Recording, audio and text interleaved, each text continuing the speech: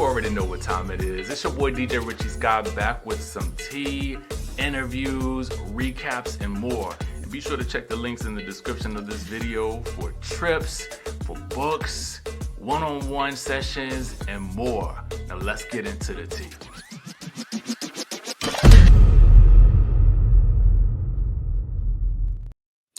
Do I need to bring the receipts?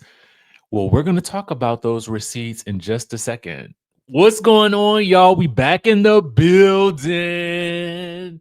Happy Saturday to all of y'all. We are going to be talking briefly about a few items today. So get your coffee, get your tea. Let's go. So yesterday in the mid-afternoon, Bravo dropped the tagline for Phaedra Parks. And I thought it bears discussion because we really didn't talk about some of the things that were stated in Phaedra's introduction or reintroduction in this past week's episode, because there was a lot to cover, right? So this is what they dropped. I returned from the dead. Now let's bury the past for good.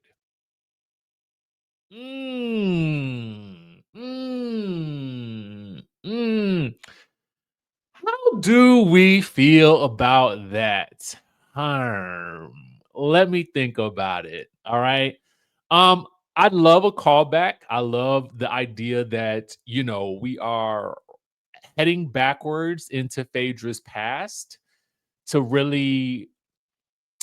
it really hints at the reason for her departure in the first place. I do love the funeral aspect from what she did on Married to Medicine. Okay. Was she not alive there? Maybe it's a reference to the resurrection for Quad, her funeral business, her mortuary business. But it's a unique tagline. I'm gonna give snaps to that, but does it really get into everything from the past? Yes. Portia and Phaedra do discuss in their confessionals how Phaedra left. Okay, Phaedra admits to leaving on not such a high note. Okay. And she maintains that her and Portia have remained friends. Portia herself in the episode says, she has forgiven Phaedra, right? It's over and done with, and they have just picked up right where they left off. But really, and I guess we're going to be burying the past because we're just not going to talk about it for real. And the person with whom the past really needs to be buried isn't there. And that would be Kandi, to be quite frank about it. If you're going to be burying the past with anybody, you need to bury it with her. That's really where it starts and stops. Portia's fallout with Phaedra, or quasi fallout at the time, was really just a byproduct of the main fallout, which was Kandi and Phaedra. That's who the rumor was about. So to be honest with you, Portia and Phaedra, I don't really care about what happened with them as much as I care about what happened between Phaedra and Kandi. That's period on period. It's no shade to Portia and Phaedra in that regard, but because it wasn't really about them per se, and what happened with them was a direct result of the real situation. The weight of what was happening was on Kandi and Phaedra. So once that is buried, then I think that this would be a better tagline, right? But since we're just gonna proverbially bury it and not discuss it, it'll never be discussed again, or at least the network has buried it. We're gonna bury the lead. Fine. Okay, let's move on. If that's the case, all right, cool. I'm with it too. That's what we're doing. Fine. So and I'm speaking about this in regards to the accuracy of the tagline. We could, listen, as a Housewives fan, we can go deep into this, right, and discuss it, because I feel like it does have a deeper meaning, and we do kind of need to discuss it. And it was kind of brought up in the episode, and we did not fully get into it in Monday's discussion about the episode, so we're doing it now. So welcome back, Phaedra. Welcome back. Welcome back. All right.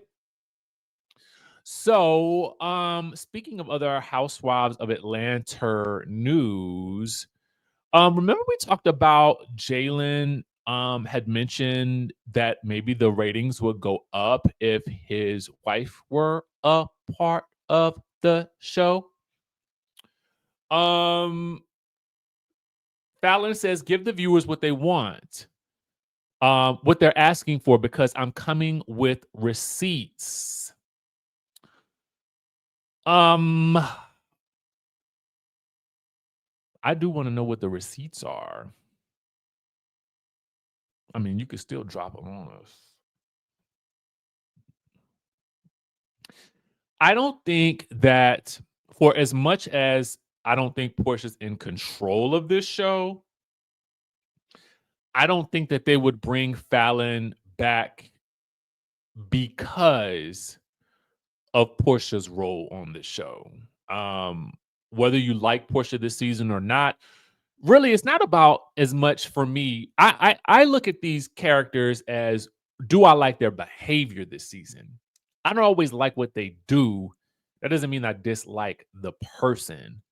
You may be a little bit different in how you view this, right? I don't have the mental capacity to really hate any of these, reality TV stars, mostly because things change so fast. And I understand the nature of the beast now. I mean, a lot better than when I first started. And so you really kind of maintain a little bit of a detachment from it, which also helps you in your objectivity when you're talking about these stories, right? Or at least for me, that's I mean, I'm so detached at this point right now. It's like, I don't care what y'all do for real. But I mean, I care to the degree that I got something, we're going to talk about it, but not to the degree that it's going to really make me like you or not, right? That's not what I'm here for. It's not really my job I don't get any extra benefits or perks for disliking somebody. I mean, contrary to what some of you think, it doesn't help me regard one way or another. Actually, in my opinion, I think it would hurt me more to dislike somebody, because it would not help me look at the situation from an objective standpoint, which we all will have our biases, right? That's just human nature. In terms of the show, though, I don't think that they would go in that direction. Maybe, Married to Medicine might, but that's not a knock on Married to Medicine. It's just that they've done it. So, I just don't know that they would do that, because I think that they still they still believe in the Portia train, right? They are still on the Portia train, especially now that the frack is back to the frick, and now that they've got their own thing going. I don't think that there's going to be any movement in that direction, unless someone specifically brings a receipt from Fallon, somebody on the show. So somebody would have to be big and bad enough to do that. And I don't know right now that anybody is willing to go the distance on that with Portia. I just don't see it happening. Unfortunately, right? Let's move on. One last update real quick, you guys. For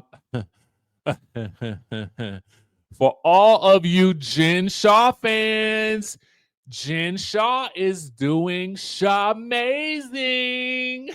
Shout out to the Bravo Snark side for this one. It's kind of everywhere at this point.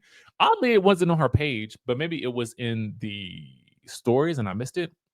Anyway, it's like a press release. It says for immediate release. So it was released to the masses, to the press. I pray that my supporters are Shah amazing and doing well. Over the past month, my team has shared with me the many loving messages provided by my supporters. I've heard about the Met Gala references. What Met Gala? What?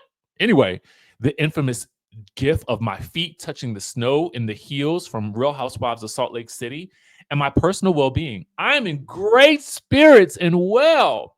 The consistent love and admiration from my supporters, my loving family, and my faith keeps me going as I make it through this rehabilitative journey of coming home soon. That's a nice way to phrase it. I wanted to share a personal image that I mailed to my team of one of my amazing workouts.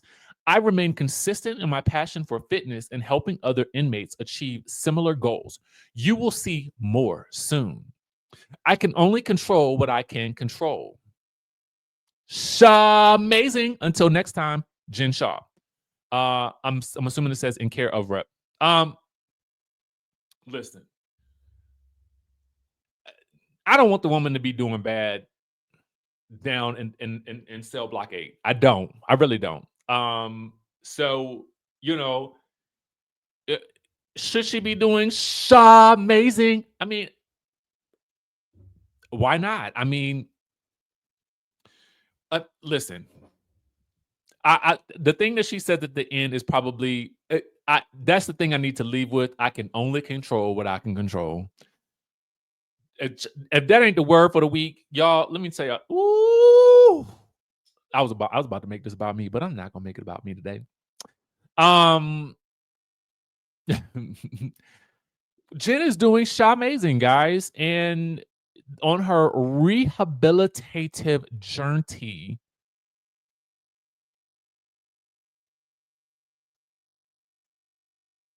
She will be home soon. Fit as ever, and maybe starting a fitness brand. Do you guys think that she should return to the Real Housewives of Salt Lake City? Somebody asked me this the other day. I said no. And let me tell you why. I feel like with the crime that she did, okay, or that she was charged for, I should say, and sent away for, I think especially after double, tripling, and quadrupling, quintupling down, that she was innocent, knowing full well that these were the things that were going on, and they were taking money from the elderly. That to me is the part that I am just like, it is one thing to. There's a movie about this. Is it called The Beekeeper? With Jason Statham. Have y'all seen that movie? Anyway, I think in that movie something similar happens. There's a company out there that it's like a phone like service or so, like they're calling elderly people on the phone and basically getting into their bank accounts and taking their money. Now, again, I'm not saying that that's what Jen was doing, but I'm just saying that the premise sounds vaguely familiar, right? So when you look at that and you think about these, I just think about people that I know who are, you know, seasoned, right? Our seasoned people are your grandmas, your grandpas, your aunties and stuff like that. And how difficult it is, sometimes for them when they lose someone in their lives to then, okay, how do you then begin to transfer ownership of those things?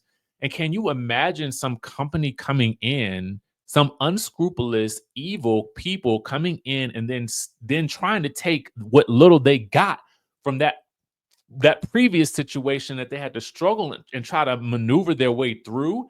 You want to take from these people?